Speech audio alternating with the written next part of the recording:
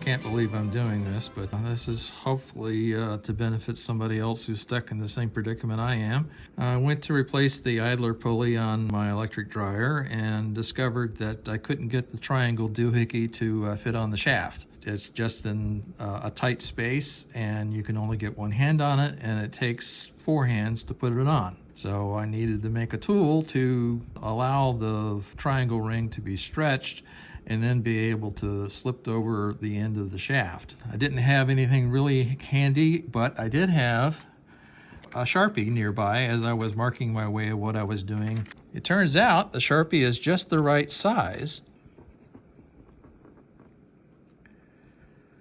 to take and stretch the ring to the oversize to fit on the shaft.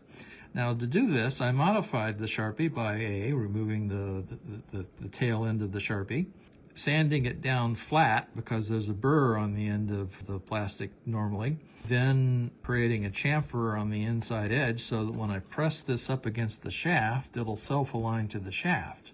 Now it's still awful tight to try and reach in there and perform the compression on the ring, so I came up with a solution for that. I have an irrigation pump, and it had a whole bunch of spare accessories, and one of those was this small pipe. So if you have any pipe looking piece, the diameter of the Sharpie, I now have a handy push tool that I can blindly place the assembly up against the shaft, and then with a mighty shove, hopefully, the ring will snap onto the shaft. I'm gonna go and do that and give that a try, and then I can give you a shot of hopefully a successful installation of the triangle ring. I think it's one of the goofiest things I've ever encountered. I would have much preferred if they used a regular snap ring instead of this contraption.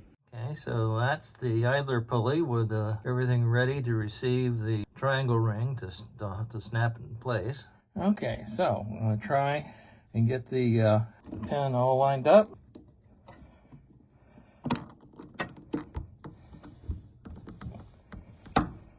And there it goes, just the way it should have been designed to do. But of course they made this as difficult as possible, and it's in the least accessible place at the underside at the rear of the unit. Not like you had a chance of ever designing this thing for front servicing, but they chose to do it this way. Heaven knows why.